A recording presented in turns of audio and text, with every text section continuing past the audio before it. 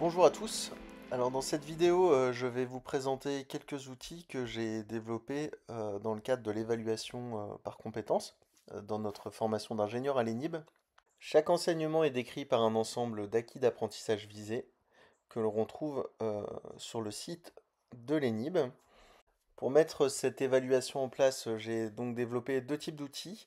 Grador Tools, qui correspond à un ensemble de scripts Python accessibles en ligne de commande. Alors ces scripts vont permettre, à partir d'une grille critériée, de générer différents types de fichiers, à partir d'examens, de générer également des fichiers JSON, d'importer des étudiants à partir de fichiers Moodle. Et à partir de tout ça, on va pouvoir construire un fichier qui sera important, qui sera le fichier gradix, qui sera ensuite exploité par la deuxième application, qui sera une application web uniquement front-end. Pour voir comment ça marche, je propose ici un petit exemple.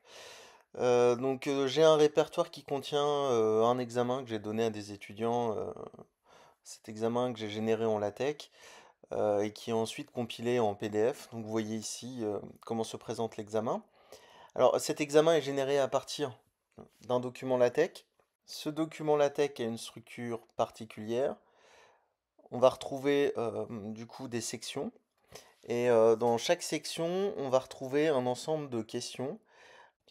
Et chaque question est décrite par un nombre de points, un acquis d'apprentissage visé et un critère d'évaluation spécifique. Comme par exemple ici la AV2 et le critère numéro 2.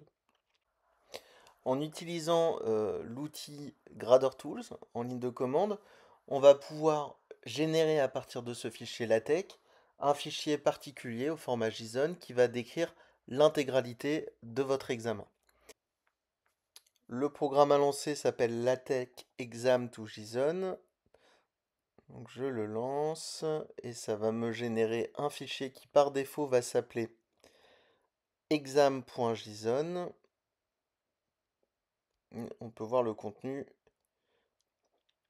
ici. Donc on voit que tout l'examen a une structure très spécifique. On va pouvoir récupérer le nombre de points par question, l'acquis d'apprentissage visé spécifique et le critère d'évaluation. Concernant la grille critériée, j'ai également dans mon répertoire un fichier YAML, donc un peu plus simple à lire que le JSON, qui décrit l'intégralité de mes grilles critériées dans ma matière. Donc je vais avoir les acquis d'apprentissage visés, les critères, un texte par critère, et les niveaux attendus pour chaque critère. Une fois qu'on a défini ce fichier YAML, Grador Tools possède une fonction qui s'appelle YAML to JSON, qui va permettre de convertir ce fichier YAML, qui est assez lisible, en un fichier JSON. Par défaut, ce fichier va s'appeler rubrique.json. On le trouve ici. Par souci de transparence, cette grille critériée, elle est communiquée aux étudiants. Alors on ne va pas la communiquer directement sous le format JSON, qui est peu lisible. C'est pour ça que Grador Tools possède plusieurs fonctions qui vont permettre de convertir ce fichier JSON dans différents types de formats. Alors actuellement, deux formats sont implémentés, le format PDF en passant par Typest. Donc c'est la fonction JSON-Grid to PDF où je lui spécifie en amont le fichier JSON. Je peux également spécifier un logo, donc le logo de notre établissement, hein, l'ENIB de l'INP Bretagne. Et ça nous génère notre fichier PDF qu'on peut ensuite déposer sur Moodle afin que les étudiants y aient accès. Lorsqu'on est en cours, on peut avoir besoin de présenter ces grilles critériées sur un format un peu plus lisible. Donc, Grador Tools possède également une fonction JSON-Grid to HTML. Comme son nom l'indique, cette fonction permet de convertir le fichier JSON en un fichier HTML qu'on peut ouvrir avec votre navigateur. Donc ici, on le voit avec des couleurs un peu Rastafari, mais au moins c'est très explicite. Une fois qu'on a nos grilles critériées, il peut être intéressant d'avoir notre liste d'étudiants inscrits à notre examen ou à notre cours. Donc dans ce cas-là, je vais sur Moodle, j'extrais un fichier avec mon listing d'étudiants et j'utilise une fonction qui s'appelle Moodle Students SV to JSON qui va permettre de convertir cette liste d'étudiants en un fichier JSON. Alors là, j'ai fait une petite faute d'orthographe. C'est student list avec un underscore et non un tiret. Et c'est bon. Voilà, on retrouve mon listing d'étudiants qui est ici. Donc on se retrouve au final avec notre liste d'étudiants en JSON, notre grille critériée en JSON, ainsi que notre examen décrit dans un fichier JSON. L'objectif maintenant, ça va être de générer un fichier gradix en JSON qui va fusionner toutes ces informations. Donc c'est la fonction qui s'appelle JSON to gradix. Donc je lance GraderTools JSON to gradix et je lui passe du coup mes trois fichiers dans un ordre particulier. Donc tout d'abord, je lui passe le fichier d'examen, puis le fichier avec les étudiants, puis le fichier avec les grilles critériées. Donc allons-y. GraderTools JSON to gradix, exam.json, studentList.json et rubrique.json. Donc ça nous génère un gros fichier JSON qui contient toutes les informations qui vont nous permettre d'évaluer rapidement un étudiant. Lorsque l'on a récupéré du coup ce fichier gradix avec tous les éléments, on va lancer une application front-end qui s'appelle Gradix, qui est basée sur le framework Svelte. On va tout d'abord charger le fichier JSON et on se retrouve ici avec notre liste d'étudiants et nos listes de questions et on va pouvoir évaluer très très vite nos étudiants avec tous les éléments de la grille critériée. Alors ici on voit une vue rapide pour chaque copie, mais on peut également rentrer dans une vue un peu plus détaillée où on va avoir les éléments de la grille critériée, ici qui sont détaillés. Donc cela permet de déterminer plus efficacement le niveau adapté à la réponse de l'étudiant. Et une fois qu'on a trouvé le bon niveau, on peut du coup simplement reporter ce niveau-là sur la copie de l'étudiant. On peut également ajouter des feedbacks qui sont communiqués ultérieurement, on le verra tout à l'heure, à l'étudiant.